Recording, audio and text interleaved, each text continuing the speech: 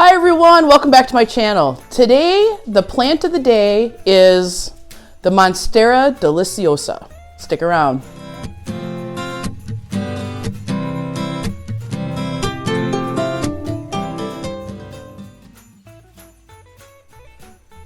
Hi, welcome back. Today's plant is one of my all-time favorites. It's the Monstera Deliciosa. And one of the cool things about this plant is it gets so huge and you really don't have to do too much with it. So I have two of them. My first one that I've got, or that I ever had, was I got last year about this time on Etsy because you can't find any Monstera Deliciosa or any actually cool plants around here in the wintertime. So I ordered this on Etsy, and this is one of the babies that I've got. This is the one I ordered. I love it because it has slits in the leaves. It's grown pretty good, and there's a couple, I don't know if you can see them. There's a new leaf opening right there. And when I got this plant, it was a bigger plant. There was more plants in here. But for some reason, it ended up getting some root rot, and I don't know, it was acting all kinds of crazy. All the leaves were turning yellow on it. This leaf right here still has some damage, but I believe that's going to be removed once the other leaves kick in. So I was having an issue with this plant, and one thing I ended up doing is I did repot it, and I did take the parts that were rotten out. But lately, I've been putting this plant in my other Monstera that I'll show you shortly, as well as my philodendrons, all next to my humidifier and under those dreaded purple and bluish grow lights. But when I use my purple and blue grow light, what I do is mine are set on timers for when I'm not home. So they are actually getting all the light and everything when I'm at work for those 8 hours, so that way I really don't have to see too much of it.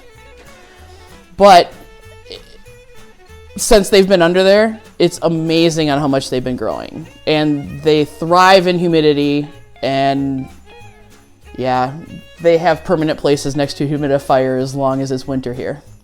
So this is one of them.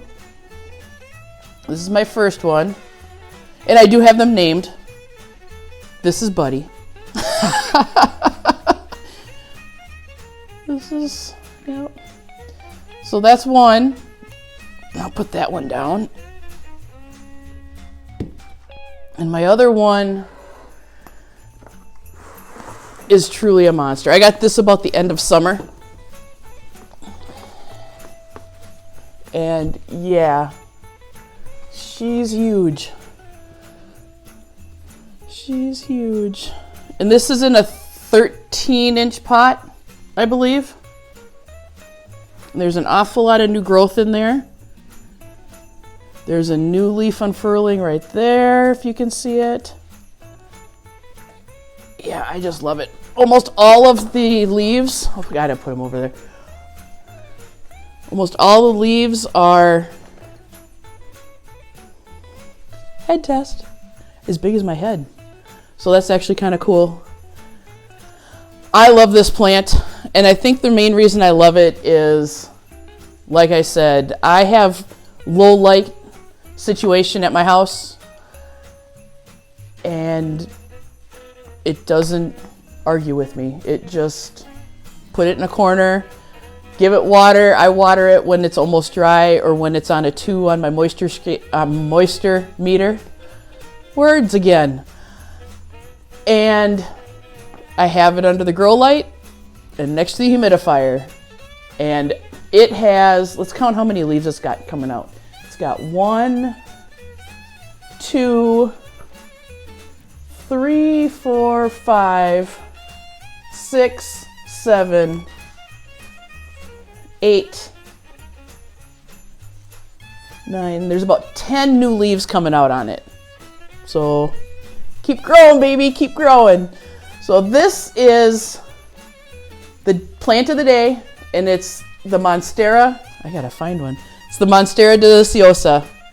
I do have an ultimate wish list of getting one of the variegated ones or the Thai constellation, one of those. But unfortunately, this girl's on a budget. And because this girl's on a budget, she's gonna get what she can get and what she can afford without going completely broke.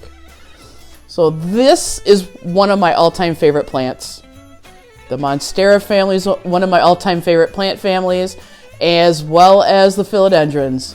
So what do you think? Do you guys have a Monstera Deliciosa? What do you do for care for it? How old is yours, do you think? And what do you do for care on it? All right, I hope you guys have a great day. Bye.